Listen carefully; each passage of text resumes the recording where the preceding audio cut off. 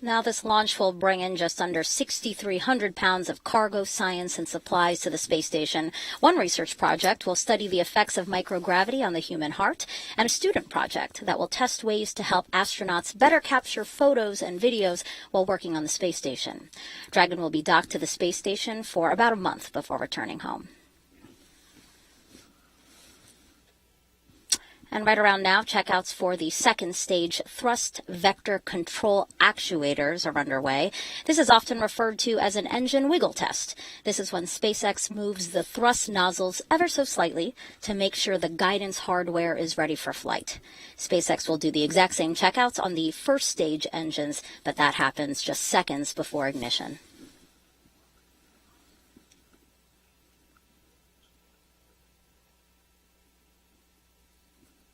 And in just a few moments, we should hear that call out for Stage 2 LOX load complete.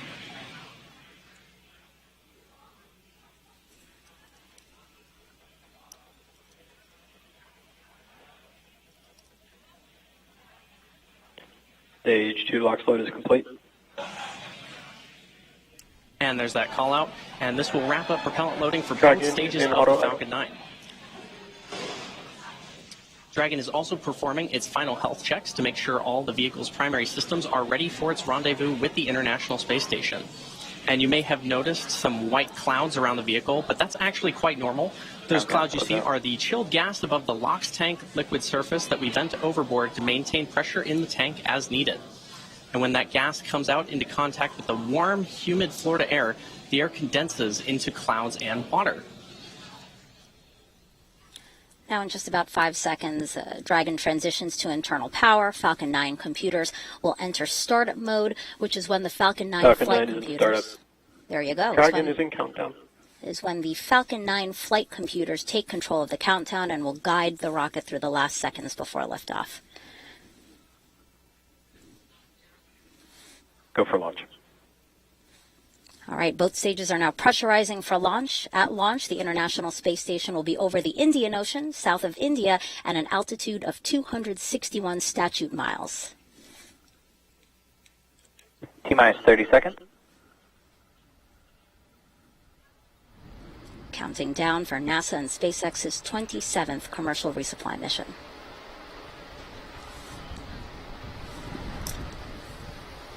$15 seconds. T-minus 10, 9, 8, 7, 6, 5, 4, 3, 2, 1. Engines full power. And liftoff of CRS-27. Go Falcon, go Dragon. Falcon 9 soars off the launch pad. Dragon now on its way to the International Space Station with important new science experiments and crew supplies. Stage 1 chamber pressure is nominal.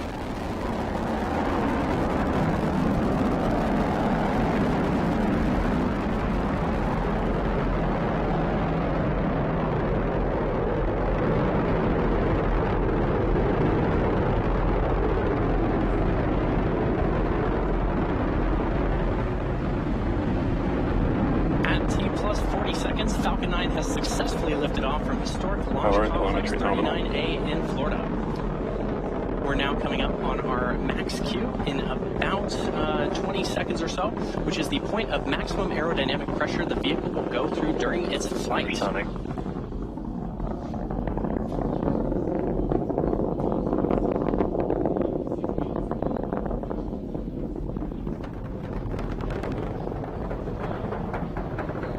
Max Q.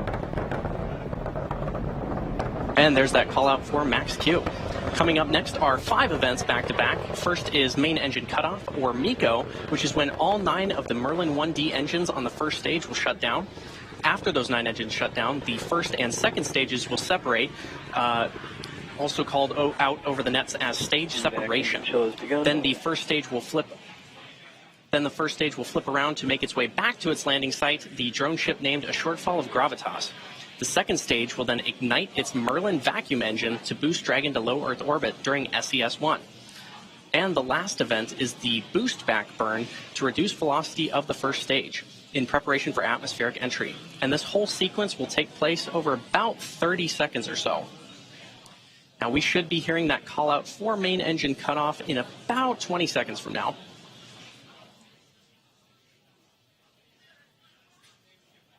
Wonderful tracking shot of our rocket.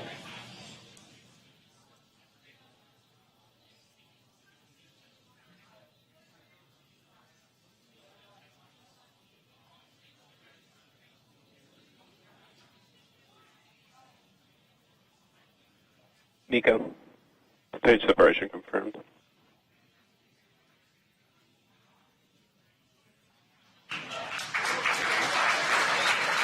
Back ignition.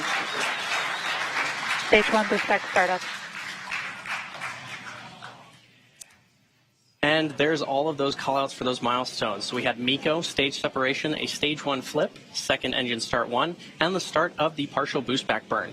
While a boost back burn is normally performed in order to return the first stage to one of our landing zones, here we are just performing a partial boost back. This shortened burn, possible due to payload weight, will allow us to recover the Falcon 9 booster much closer to the coast and shorten the drone ship's journey back to shore by about 1.5 to 2 days.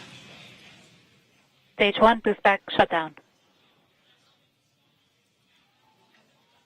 And there's confirmation of boost back shutdown. If you're just tuning in, you're watching a live webcast for the 27th commercial resupply mission to the International Space Station for NASA. This is SpaceX's 17th mission for 2023 and the second Dragon flight to the International Space Station this year. We lifted off from Kennedy Space Center's historic Launch Complex 39A just about 3 minutes and 45 seconds ago. On the left side of your screen is the Falcon 9 first stage that is making its way back to Earth, and on the right side is the second stage. The second stage, and you can see that MVAC engine there. As a reminder, today's mission marks the 7th flight for this Falcon 9 booster, which previously supported the Amazonas Nexus mission, SES-22, iSpace's Hakuto-R Mission 1, and 3 Starlink missions. Now, in order to make its way back to our drone ship, a shortfall of gravitas, it has 2 more burns to execute. The first is the entry burn, where 3 of the Merlin engines, engines 1, 5, and 9, will reignite. This helps to slow the stage down as it re-enters the upper part of the Earth's atmosphere. The second burn is the landing burn, and this is a single engine burn, engine 9, that brings the vehicle's speed down rapidly in order to land on the drone ship. Now, occasionally on your screen, when the booster is visible, you may see some nitrogen gas bursts, and these are used for attitude control as the booster makes its way back to the drone ship. Falcon 9 is also equipped with 4 hypersonic grid fins positioned near the top of the first stage. And once in the atmosphere, Stage 1 is only using the grid fins for steering as it makes its return to Earth. These titanium descent. And there's that call out for nominal trajectories. On the left side of your screen, you can just make out some civilization of Earth, on Earth.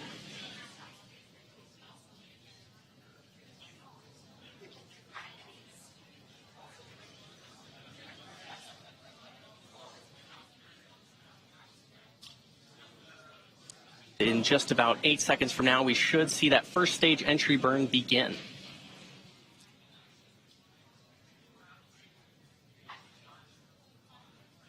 Stage 1 STS is saved.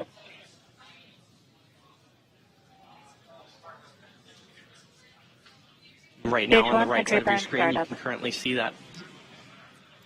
You can currently see Stage 2, and there's confirmation of first stage entry burn startup, and probably saw it as well. Again, this is the first of 2 burns that the booster performs before landing on the drone ship. Stage 1 entry burn shutdown.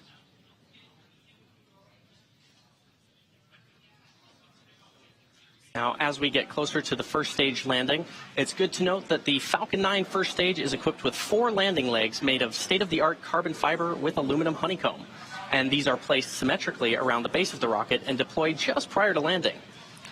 If successful, this landing will mark the 178th time that we've recovered a first stage booster, including both Falcon 9 and Falcon Heavy missions. And we're about 15 seconds or so away from landing. The vehicle is traveling about 1,600 kilometers per hour. And this really puts into perspective the deceleration of the rocket. In the span of less than a minute, we'll have reduced from twice the speed of a jet all the way down to 0 as the rocket lands.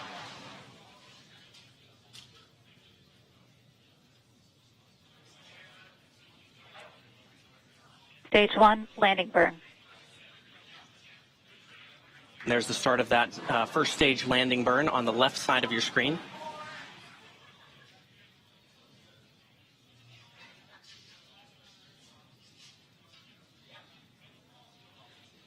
Stage 1, landing leg deploy.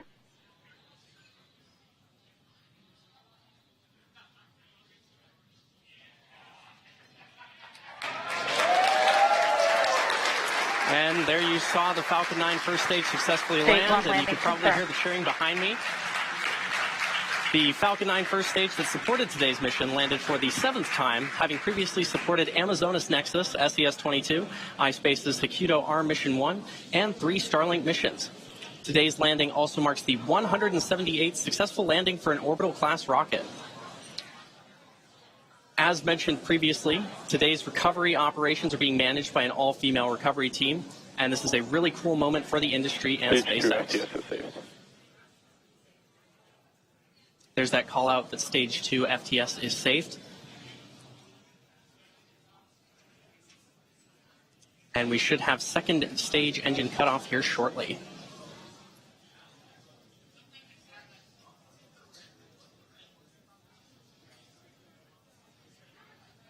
Seco.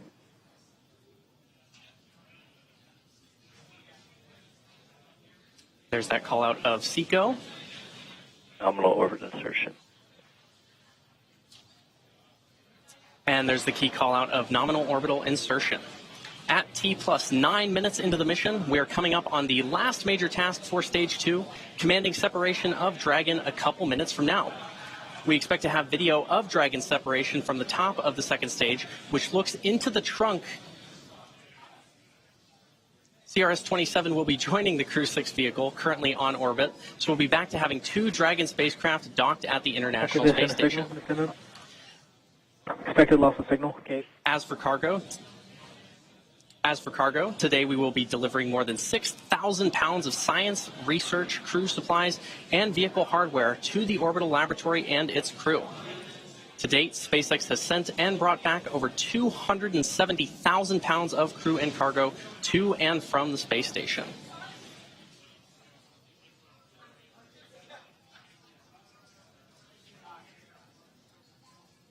As a reminder, this is the 3rd flight for this Dragon capsule, having previously supported CRS-22 in June of 2021 and CRS-24 in December of 2021.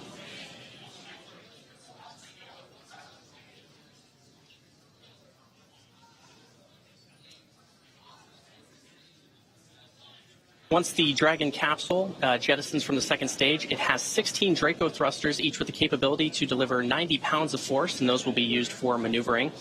There are 4 pairs of 3 thrusters spaced evenly around the capsule, as well as 4 forward bulkhead thrusters underneath the nose cone. Now, notably, Dragon does not have super Draco thrusters, seats, or life support systems, as it is not carrying crew, and this saves on weight, space, and also allows for a faster refurbishment time.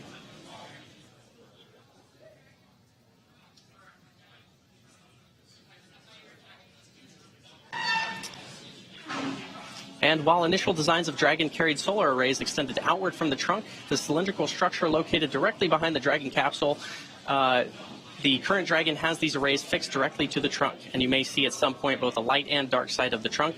And that dark side is actually those solar panels. And the light side is a radiator to help cool the spacecraft.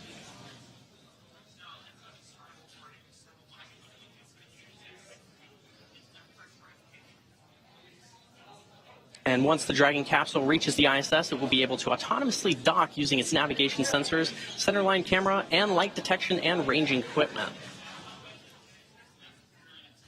It's also good to note the Dragon capsule is connected to the trunk beneath it via the trunk claw and connects thermal control, power, and avionics systems components between the trunk and the capsule.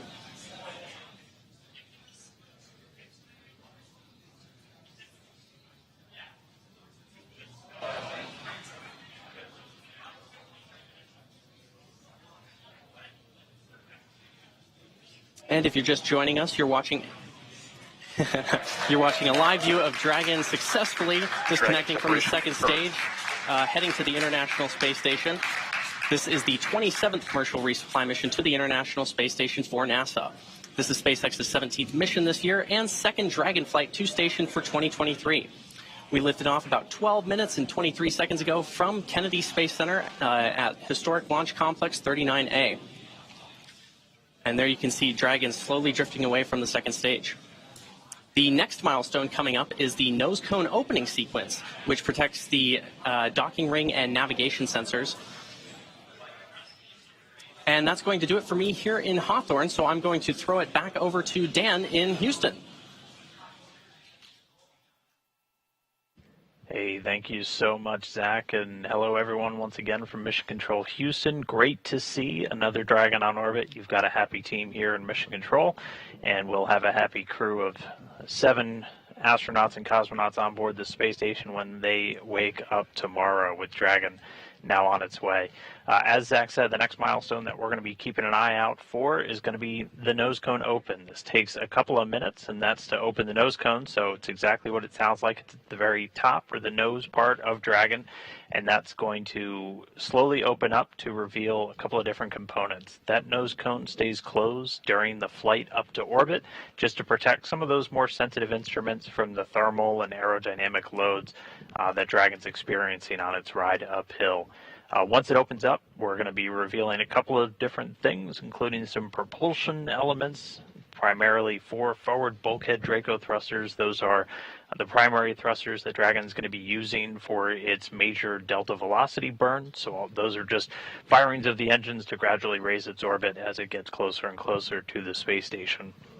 It's also going to reveal a suite of navigation equipment. Dragon has a couple of different methods to essentially find its way through outer space, and underneath the nose cone there is something called the Dragon Eye star trackers, and then it will also be pairing that with an inertial measurement unit and GPS sensors, all of these kind of working in tandem to essentially tell Dragon where it is in outer space and where it needs to head. We also do what's called a state vector upload to the spacecraft just prior to launch, telling it where space station is, and then once it gets closer, we'll have what's called relative GPS systems that will be able to talk to each other between Dragon and space station, just as they start talking to each other, let them know where they are.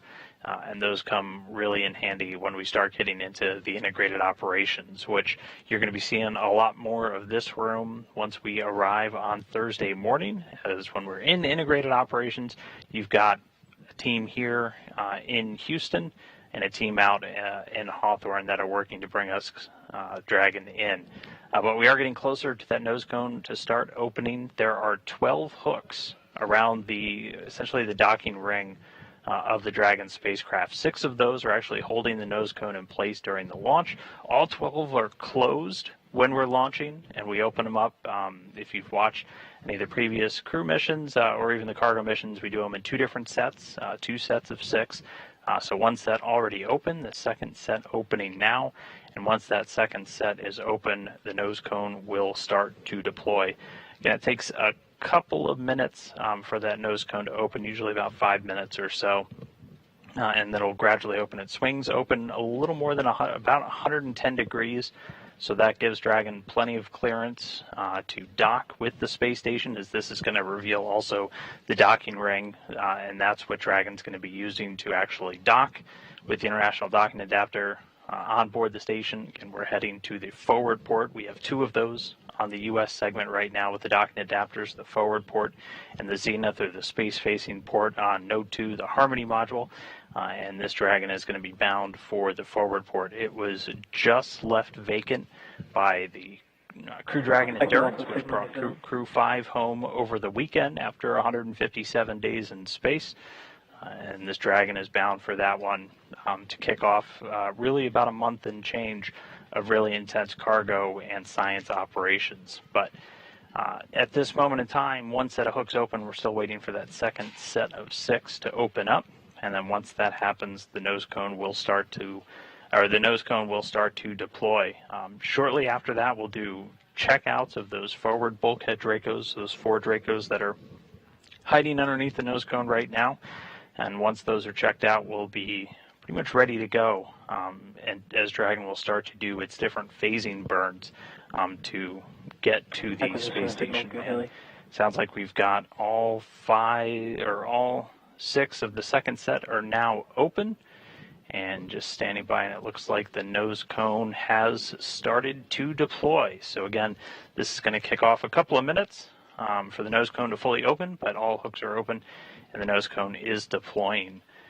While we wait for the nose cone to open, I do want to bring in, we have a guest real quickly. We have Phil Dempsey.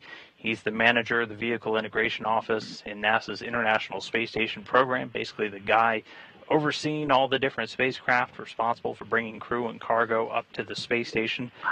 Phil, first, thanks so much for joining me. Just want to get your thoughts real quick. Walk us through, we've got another Dragon mission heading to the station. What's this going to mean for those crew members on board? Hey, yeah, thanks. So first of all, just saw a really great launch from our SpaceX team down here in Florida. Getting a new Dragon is really exciting for the crew for a couple of reasons. First, like you just kind of mentioned, these cargo missions are really action-packed times for the crew. It starts when they dock Thursday morning. We're just getting into the vehicle, getting critical research out and into its location on the ISS. Then the crew does some standard cargo ops and payload moves across this 30-day mission. But while they're doing that, they're also doing critical research that actually has to be completed during the dock mission in order to get those results back down on that same vehicle when it comes down a little over 30 days after it goes up. Then it's time to get it repacked with hardware. Additionally, these cargo missions are the few chances we have to get fresh or refrigerated food up to the crew. So, we give them a little taste of home. They got some fresh fruit and cheeses on this one. And I know they're asleep, but I think they're going to be pretty excited when they wake up. We actually have some live views now of the nose cone opening. We're about halfway through. But Phil, before I let you go, just general feelings from you, the program. This has been just another incredibly busy spring. It feels like we're always in the busy season with Station. We just brought a crew home over the weekend after launching another one. What's it been like to just balance all of the traffic coming and going from the space station? Yeah, it seems like we're partway through and there's a lot going on. It is really exciting. As for the pace, most of us probably wouldn't have it any other way, I'll tell you. We're in our third decade of operating this orbiting research facility, and these are the crew and cargo missions to keep it going.